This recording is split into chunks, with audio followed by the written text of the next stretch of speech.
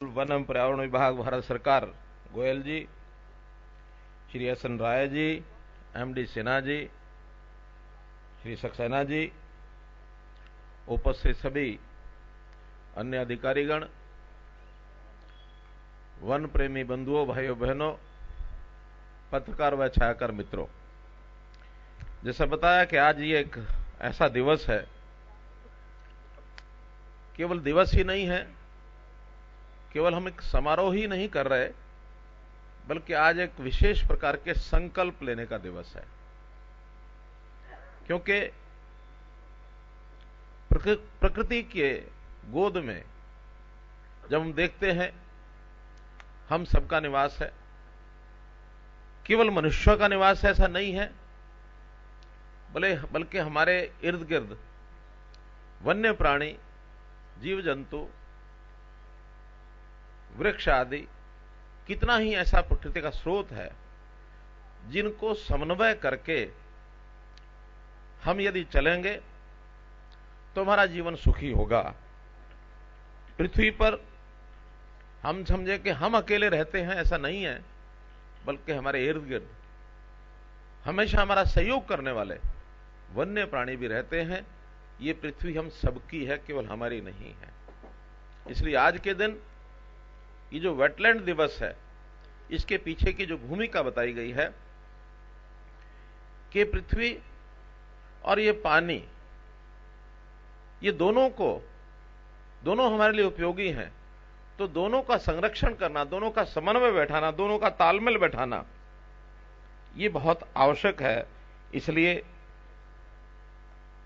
पानी के इस महत्व को, और खास करके जहां ये वेटलैंड्स हैं, वहां वन्य प्राणी जो देश और दुनिया से हमारे यहां आते हैं, ऐसा बताया गया है कि हरियाणा में जैसा 2 वेटलैंड्स का जिक्र हुआ है, सुल्तानपुर लेक और भिंडावास लेक, इसमें हजारों पक्षी ये दूसरे प्रदेशों से आते हैं, दूसरे देशों से आते हैं रादर।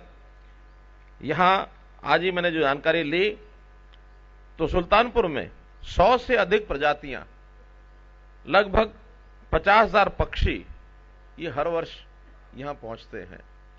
वैसे तो अब ये जो अवसर है, यहां से इनके वापस जाने का जो अवसर है, आज भी हमने भ्रमण करके देखा, और जो एक यहां प्रदर्शनी दिखाई गई है, उसके अंदर हमारे वन मंत्री कंवरपाल जी ने बहुत सी चर्चाएं की हैं, बहुत आकर्षक ऐसी कहानियां ये हमको ध्यान में आती हैं। इसी प्रकार का हमारा जो दूसरा वेटलैंड है भिंडावास, वहां भी लगभग 80 से अधिक प्रजातियां, और वहां 100 से अधिक निवासी प्रजातियां भी हैं जो हमारे यहां हरियाणा में स्थानीय तौर पर पाई जाती हैं। वहां भी लगभग 40,000 पक्षी ये हर वर्ष आते हैं। तो एक बहुत बड़ा ये एक, जिसको कहना चाहिए, एक उद्यम है जो राष्ट्रीय उद्यान की इस परंपरा में देखने को मिलता है। यहां पर पर्यटन के नाते भी बहुत से पर्यटक देश भर से वो आते हैं। हमने विचार किया है, आज ही ध्यान में आया है कि हम क्यों नहीं उनके यहां पर निवास के नाते से कोई योजना बनाए। पिछले दिनों में टिक्करताल का जो एक पर्यटन केंद्र इस प्रकार का जो बनाने की बात आई थी, वहां पर हमने एक होम स्टे पॉलिसी की चर्चा की। होम स्टे पॉलिसी बन गई है। उस होम स्टे पॉलिसी का उसका उपयोग करते हुए इन दोनों लेक्स के आसपास के गांव में इसको हम कोशिश करेंगे कि कुछ लोग इसके अंदर सहभागी बने, लोग बाहर से आए, उनके घरों में रहें, और ग्रामीण क्षेत्र का जो एक सांस्कृतिक पहलू है उसका भी दर्शन करें, और हरियाणा का जो ग्रामीण दर्शन है वो उनको करने को मिले। अब ये जो आर्द्रा, यानी एक प्रकार का जो पानी का सारा प्रवाह है, कि हम जानते हैं कि एक प्राकृतिक चक्र इसका है, उस चक्र में हम पानी को उपयोग करते हैं, और उस पानी को देखा जाए तो दूषित भी करते हैं। वो दूषित पानी जब इस प्रकार के वेटलैंड्स में, इस प्रकार के स्थानों पर जाता है, तो ये जो पक्षी हैं और ये जो इस प्रकार के जीव हैं, ये उस पानी की सफाई भी करते हैं, और सफाई करने के बाद उस पानी का रीयूज करने के लिए भी हमें उपलब्ध होता है। तो इस प्रकार इस प्राकृतिक चक्र के पूरा करने में इनका जो हमको एक जो लाभ मिलता है, इस लाभ को लेने के लिए आज हमारे लिए, जैसा मैंने कहा, एक संकल्प का दिन है कि हम संकल्प करें कि प्रकृति के साथ छेड़छाड़ नहीं करेंगे। प्रकृति हमारे लिए बहुत ही एक ऐसा विषय है जिसका संतुलन बना रहेगा तो हमारा जीवन शुद्ध सात्विक रहेगा, स्वस्थ रहेगा, लंबे जीवन की हम कल्पना कर सकते हैं। लेकिन इस पर चिंता थोड़ी करने की आवश्यकता है। इधर लोगों का ध्यान नहीं है। विकास के नाम पर कई बार हम इस प्रकृति से साथ खेलते भी हैं और इसको विनाशित भी जाते हैं। तो आज मैं उन सब संस्थाओं का भी आभारी हूं जो संस्थाएं पर्यावरण के नाते से बहुत जोर से अपनी आवाज भी उठाते हैं और उसमें प्रकृति को बचाने के लिए अपनी भूमिका को निभाते हैं।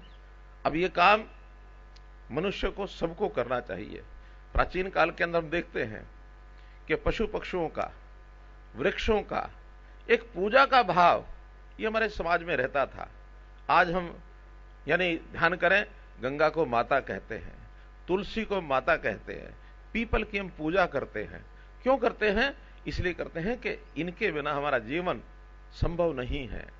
हमने अपने यहां हरियाणा में पेड़ को केवल पेड़ नहीं कहा है, हमने उनको प्राणवायु देवता कहा है कि हमारी प्राणवायु के ऊपर यानी एक प्रकार का हमको उनका प्रदान करते हैं, ऑक्सीजन प्रदान करते हैं।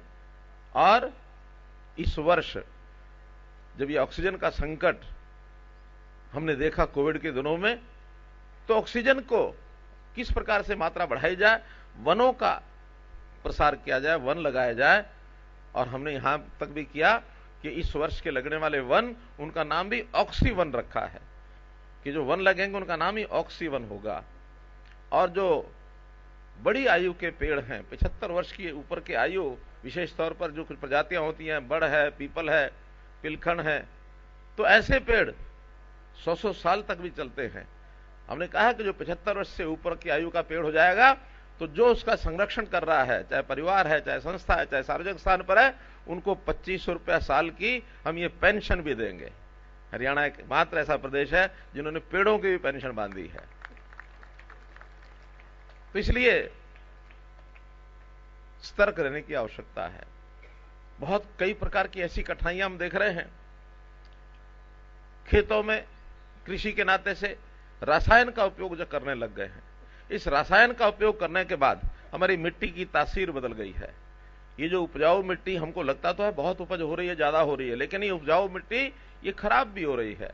इसकी जो परत है वो इतनी ठोस बनती जा रही है कि इसके अंदर जो जीव जंतु पैदा होते थे और जो जीव जंतु हमारी फसलों में उपयोगी होते थे, पानी को जमीन के अंदर जाने के लिए मिट्टी को पोरस रखते थे, उस परत को, खास करके केंचुआ। इस रसायन के कारण से केंचुआ खत्म हो गया है। और जब केंचुआ खत्म हुआ है तो बरसात का पानी जो रिचार्ज होता था जमीन के अंदर जाकर के, उसकी रिचार्जिंग समाप्त हो गई है। और रिचार्जिंग समाप्त होने के बाद बहुत सा हमारा एरिया, हरियाणा का लगभग 8 लाख एकड़ जमीन वो वाटर लॉगिंग के अंदर आ गई है। अर्थात वाटर लॉगिंग का मतलब ये नहीं कि जमीन का पानी ऊपर आ गया है, बल्कि ऊपर वाला पानी जो जमीन के अंदर जाना चाहिए वो जाना बंद हो गया है। तो इन चीजों पर भी हमको ध्यान रखना होगा। कल ही जो अपना बजट पेश किया गया है, मुझे बड़ा अच्छा लगा कि रसायन की बजाय प्राकृतिक खेती के ऊपर जो जोर दिया गया है। मैं धन्यवाद करता हूं देश के प्रधानमंत्री जी का, हमारे कृषि मंत्री और हमारे वित्त मंत्री जिन्होंने ये योजना बनाई है कि रसायन का उपयोग कम करेंगे, शरीर स्वस्थ भी रहेगा। क्योंकि अन्न के अंदर जो उन रसायन के कारण से जो उसका यानी एक प्रकार का जो उसका स्वभाव है अन्न का बन गया, वो शरीर के अंदर बीमारियां पैदा करने वाला। तो ऐसे सब प्रकृति के नजदीक जाने का काम जो किया जा रहा है, केंद्र सरकार भी बहुत सी योजनाएं ला रही है। हमने हरियाणा में भी इसके ऊपर बहुत अपने प्रकल्प खड़े किए हैं। तालाब हमारे हरियाणा के अंदर बड़ी संख्या में है, लगभग 18,000 तालाब हैं। हम देखते हैं कि पहले तालाबों की खुदाई होती थी, खुदाई होने के बाद जो वहां सिल्टिंग थी, जो चिकनी मिट्टी जमती थी, उसको 1-2 फुट निकाल देते थे। वर्षा के बाद वो पानी फिर से रिचार्जिंग होता था, तालाब कभी भी फुल ओवरफ्लो नहीं होते थे, पानी नीचे चला जाता था। आज हमारे सारे तालाब, लगभग 6,000 तालाब ऐसे हैं जो ओवरफ्लो होते हैं और गंदगी भरी पड़ी रहती है, उनका उपयोग नहीं होता, न पशुओं के लिए न मनुष्यों के लिए। उनकी खुदाई की जाए, उनकी व्यवस्था ठीक की जाए।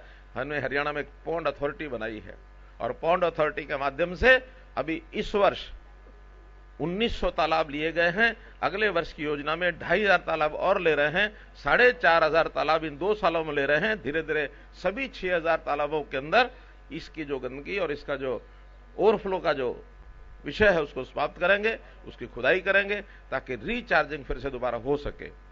कहने को विषय बहुत हैं, लेकिन मित्रों, भाइयों, बहनों, मैं तो आज इस अवसर पर इतना ही कहूंगा कि हम सब संकल्प लें कि प्राकृतिक जो विषय हमारे इतने पुराने काल से चले आ रहे हैं उनको हम उसी प्रकार से चलाएं, उसके अंदर व्यवधान न डालें, किसी प्रकार से विकास के नाम के ऊपर प्रकृति के साथ खिलवाड़ न करें। यदि हम करेंगे तो हमारा अपना जीवन, हमारे आने वाली पीढ़ियों का जीवन सुरक्षित होगा, स्वस्थ होगा। और यदि ये हम करते हैं तो मानवता के प्रति एक हमारा जो दायित्व है उसको हम पूरा करेंगे। बहुत बहुत धन्यवाद, बहुत बहुत आभार। बहुत बहुत शुक्रिया सर। हरियाणा का रिश्ता वासुदेव कृष्ण से है, हरियाणा का रिश्ता भगवद गीता से है, हरियाणा का रिश्ता यमुना से है, हरियाणा का रिश्ता आदि बद्री सरस्वती के प्रवाह से है। भगवद गीता के माध्यम से पार्थ को उपदेश देते हुए वासुदेव कृष्ण ने कहा था, हे पार्थ, जब व्यक्ति स्वहितों से ऊपर उठ करके कार्य करने लगता है, ब्रह्मांड के सारे नक्षत्र उसके सहयोग के लिए तत्पर हो जाते हैं। आज जब श्री मनोहर लाल जी ने एक नया हरियाणा बनाने का मार्ग प्रशस्त करना आरंभ किया है, तो भारत सरकार की समस्त ताकतें उनके साथ कदम से कदम मिला रही हैं। यह यदुवंशियों की धरा है, वासुदेव कृष्ण के इतिहास और उनके वर्णन का हिंदी साहित्य की धरा है। यह धरा भूपेंद्र यादव जी की अपनी धरा है। आप कैबिनेट मंत्री की हैसियत से नहीं, आप हिंदुस्तान के एक ऐसे नागरिक की हैसियत से हरियाणा आए हैं जो आपका अपना हरियाणा है। सर, वेटलैंड मित्र के लिए आप शपथ दिलाएंगे तो हरियाणा एक नया हरियाणा बनेगा, हम सब का साझा सपना साकार होगा। आपसे मैं अनुरोध करता हूं कि आपके नेतृत्व में हरियाणा का समस्त समाज वेटलैंड मित्र का शपथ लेगा तो निश्चित तौर पे पानी, धरती की मिट्टी कभी सूखेगी नहीं। हम सब अपनी अपनी जगह पर खड़े हो जाएं ताकि जो शपथनामा है यह हमारी प्रतिबद्धता है।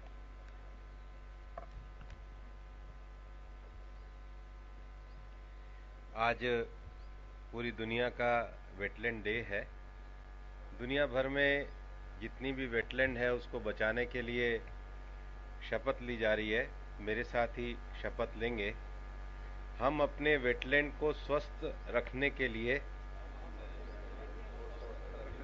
वेटलैंड मित्र के रूप में स्वेच्छा से काम करेंगे। वेटलैंड मित्र के रूप में स्वेच्छा से काम करेंगे। हम अपने वेटलैंड की रक्षा और संरक्षण के लिए आवश्यक कदम उठाने और विभिन्न हितधारकों के साथ हाथ मिलाने का संकल्प लेते हैं। हम वेटलैंड को कचरे से मुक्त रखेंगे। जागरूकता फैलाएंगे। दूसरों को इस प्रयास में शामिल होने के लिए प्रेरित करेंगे। हमें वेटलैंड मित्र होने पर गर्व है। धन्यवाद। आज के इस कार्यक्रम में हम सबके बीच में उपस्थित हरियाणा के हमारे यशस्वी मुख्यमंत्री आदरणीय मनोहर लाल जी, दिल्ली से मेरे साथ विशेष रूप से आए मेरे मंत्रिमंडल के साथी, बिहार के हमारे वरिष्ठ नेता। बेहद महत्वपूर्ण जानकारी हम आपको बता रहे हैं। वर्ल्ड वेटलैंड्स डे पर न केवल प्रदेश के मुख्यमंत्री मनोहर लाल ने शपथ ली है कि प्रकृति को और प्रदेश के वेटलैंड को हम बेहतर करने की और स्वेच्छा से कार्य करने की हम शपथ लेते हैं। शपथ की तस्वीरें भी हमने आपको दिखाई है। भारतीय वन सेवा में वन महानिदेशक सम्मान्य सीपी गोयल जी, पूरे देश का जो नेशनल टाइगर कंजर्वेशन अथॉरिटी है उसके निदेशक और अतिरिक्त वन महानिदेशक श्री एसपी यादव जी, श्री एसएन राय जी, अतिरिक्त मुख्य सचिव हरियाणा, भारत सरकार के पर्यावरण विभाग की जॉइंट सेक्रेटरी श्रीमती मंजू पांडे जी, हरियाणा के मुख्य वन संरक्षक श्री जगदीश चंद जी, पर्यटन सचिव श्री एस.डी. सिन्हा जी, डॉक्टर विवेक सक्सेना जी, मीडिया के हमारे सभी मित्र और मेरे सामने उपस्थित प्रबुद्ध नागरिकों और प्यारे बच्चों, जैसा कि सबने बताया कि आज वेटलैंड डे है, लेकिन इस अवसर पर मैं विशेष रूप से हरियाणा के हमारे मुख्यमंत्री माननीय मनोहर लाल जी का देश के पर्यावरण विभाग की ओर से आभार व्यक्त करना चाहूंगा, क्योंकि मैंने आग्रह किया था उनसे कि आप अगर सुबह 8 बजे आए तो हम सबको अच्छा लगेगा, और उन्होंने ये कहा कि मैं एकदम सुबह समय पर पहुंचूंगा, और मैं आपकी ओर से, विभाग की ओर से आपका स्वागत करता हूं कि प्रकृति के प्रति इतना प्रेम रखते हुए आप सुबह एकदम सही समय पर आए। न केवल आए, यहां पर आने के बाद पूरे स्थान का दौरा किया, और दौरा करने के बाद आपने एक विश्वास और संकल्प भी व्यक्त किया। माननीय मनोहर लाल जी, इस इलाके से मेरा एक भावनात्मक रिश्ता रहा है, और अभी जब आप मंच पर आए तो आसपास के जितने भी गांव हैं, चाहे इकबालपुर हो, झांझरोला हो, कालियावास हो, सिद्धपुर हो, खेटावास हो, पातली हो, हाजीपुर हो, धानावास हो, बाबड़ा हो, झुंडसराय हो, ये सारे मेरे घूमे हुए गांव हैं। और जो सारी विकास की संकल्पना रहती है, उस विकास की संकल्पना में प्रकृति, विकास और जीवन यापन, ये तीनों साथ कैसे चले, इसकी एक बड़ी भूमिका रहती है। मैं जानता हूं पिछली बार आप जब जमालपुर आए थे, और उसके पहले भी इस इलाके में चाहे गांव में सड़क जोड़ने का काम हो, चाहे हमारे यहां आयुर्वेद अस्पताल को शुरू कराने का काम हो, चाहे कोई भी विकास का कार्य हो, मैं बड़े विश्वास के साथ कह सकता हूं कि जब भी मैं माननीय मनोहर लाल जी पे गया, मैं इधर था या नहीं था, मुझे तुरंत मुख्यमंत्री कार्यालय से पत्र आया कि आपने ये जो विकास का काम किया, माननीय मुख्यमंत्री जी ने संज्ञान में ले लिया। और मैं मानता हूं कि आज आप जिस प्रकार से इस सुंदर प्रकृति से भरी हुई और जो दुनिया भर के पक्षियों की आश्रय स्थली हमारी ये जो झील है, यहां पर सुल्तानपुर की झील में आप आए हैं, और आपने जिस प्रकार से इको विकास की, इको टूरिज्म की, और जो हरियाणा में नई योजनाएं शुरू करी हैं उसको लागू करने की बात करी है, मैं पूरे विश्वास के साथ कहता हूं कि आपके इस विजन से, आपके इस संकल्प से ये आसपास के जितने भी गांव कहे हैं, निश्चित रूप से इनके जीवन में परिवर्तन आएगा और इनकी समस्याओं का भी समाधान होगा। ये बड़े विश्वास से मैं आपकी कार्यशैली, आपकी कार्य पद्धति, आपकी लोगों के प्रति काम करने के समर्पण की भावना के कारण हम निश्चित रूप से इन लक्ष्यों को प्राप्त करेंगे। आज पूरे दुनिया भर में वेटलैंड डे मनाया जा रहा है। ये वेटलैंड डे की आवश्यकता क्या है? अभी हम लोगों ने यहां पर हमारे अहमदाबाद के इसरो का एक एटलस हमने प्रकाशित किया। भारत में लगभग 2 लाख से ऊपर ऐसी जगह जो पानी के छोटे छोटे पॉन्ड हैं, और जहां पर पानी धीरे धीरे पानी का संचय होने के कारण आसपास का जो स्थान है उसका जल स्तर और जो प्रकृति की शुद्धता, हवा की शुद्धता, हमारे पीने के लिए पानी उपलब्ध रहता है। लेकिन इसमें कुछ ऐसी प्राकृतिक संरचनाएं हैं जिनका संरक्षण होना बहुत आवश्यक है, और वो संरक्षण होना इसलिए आवश्यक है कि अभी हमारे डीजी फॉरेस्ट मेरे को बता रहे थे कि जो फॉरेस्ट है वो तो हमारे बॉडी में लंग्स की तरह है। चौबे साहब वेटलैंड को किडनी कह रहे थे।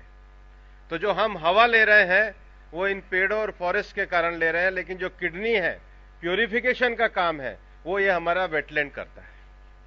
और आपको ये जानकर के अच्छा लगेगा, कुछ ही दिनों पहले एनटीसीए की मीटिंग में, नेशनल टाइगर कंजर्वेशन अथॉरिटी की मीटिंग में, हमने पर्यावरण विभाग की ओर से वो नक्शा तैयार कराया। आज देश में हमारे पास 52 नेशनल टाइगर कंजर्वेशन हमारे पास फॉरेस्ट है, और हमें इस बात का गर्व है कि जो 52 एनटीसीए के हमारे टाइगर कंजर्वेशन है, उसमें से 14 को पिछले ही वर्ष इंटरनेशनल एक्रेडिटेशन मिला है। और अभी हमारे तमिलनाडु के पास जो एक फॉरेस्ट रिजर्व है, उसको तो TY2 का दर्जा मिला है, जो दुनिया में सारे संगठनों के माध्यम से रेयर मिलता है। हमें उस उपलब्धि पर अपने वन विभाग को गर्व है। हमारे इस कंजर्वेशन प्रोग्राम से माननीय प्रधानमंत्री जी के नेतृत्व में जो देश में हमारी 6000 लंबी जो कोस्टल लाइन है, उसमें आज 10 बीचेस ऐसे हैं जिसमें दुनिया में हमें ब्लू टैग मिला। दुनिया के सबसे सुंदर बीचेस ये हमारी सरकार में और हमारे देश में प्राप्त करने का गौरव हमको प्राप्त हुआ है। लेकिन अभी हमारे विभाग की तरफ से बताया जा रहा था कि हमने देश में 47 जो हमारी लेक्स हैं, उनको जो हमारी रामासर की जो ट्रीटी है उसके अंतर्गत हम लेकर के आए हैं। और ये जो हम रामासर में लेकर के आते हैं, ये कोई हमारे हाथ में नहीं होता, इंटरनेशनल कन्वेंशन है। हमें पहले उसका पूरा डाटा बनाकर, वहां के फ्लोरा और फोना की जानकारी लेकर, वहां की जमीन की जानकारी लेकर, वहां के पानी की शुद्धता की जानकारी लेकर के ये अंतर्राष्ट्रीय स्तर पर भेजना पड़ता है। और उस कन्वेंशन के माध्यम से जब वो इस बात से सेटिस्फाई हो जाते हैं कि ये झील संरक्षण के लिए और रामासर की झील डिक्लेयर करने के योग्य है, तब उसको रामासर साइट का दर्जा दिया जाता है।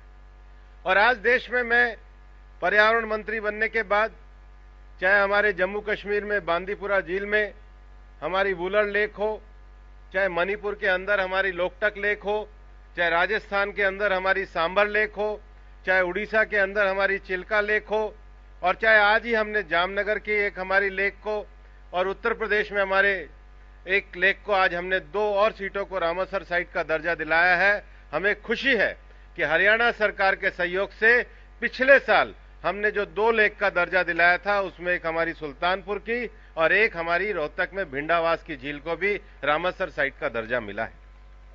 लेकिन विषय यह उठता है कि रामासर साइट का दर्जा मिलने के बाद हम लोगों को एक गौरव होना चाहिए कि हमारे पास, हमारे इलाके के पास एक ऐसी प्राकृतिक जगह है जिसके सौंदर्य को बचाने के लिए, जिसके संरक्षण के लिए हम आगे काम कर सकते हैं।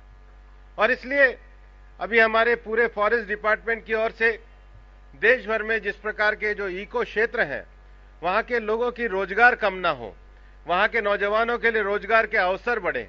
और मैं ये मानता हूं कि ये जो भविष्य में ये जो गुड़गांव है हमारा, ये 50 लाख और 60 लाख पे पहुंचेगा, तो आप ये मान करके चलना, जिन्होंने बिल्डिंगें भी बना ली है, वो ऐसा हरा भरा क्षेत्र ढूंढने के लिए 2 मिनट शांति के साथ हुआ है, ऐसी जगह के लिए तरसेंगे। और उस समय अगर सबसे बढ़िया जगह होगी तो ये बची हुई हमारी हरी भरी जगह होगी।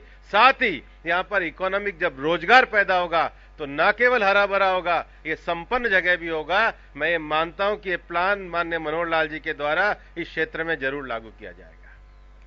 दूसरा एक और विषय है, माननीय प्रधानमंत्री जी इस वर्ष जब ग्लासगो में पूरी दुनिया में की जलवायु परिवर्तन की चर्चा हुई, जलवायु परिवर्तन की चर्चा माने ये COP26 थी, दुनिया की 26वीं जलवायु परिवर्तन की हर वर्ष चलने वाली चर्चा थी। पूरी दुनिया को ये लगता था कि धरती का टेम्परेचर आने वाले समय में जब 2 डिग्री जाएगा तो अनेक तरह की नई समस्याओं का सामना करना पड़ेगा। और जलवायु परिवर्तन के संकट जो है, ये कोई राजनीतिक सीमा में नहीं है, किसी भौगोलिक सीमा के अंतर्गत नहीं है। जलवायु परिवर्तन के संकट से हमारी जो आने वाली भविष्य की जो पीढ़ी है, वो भी प्रभावित होने वाली है।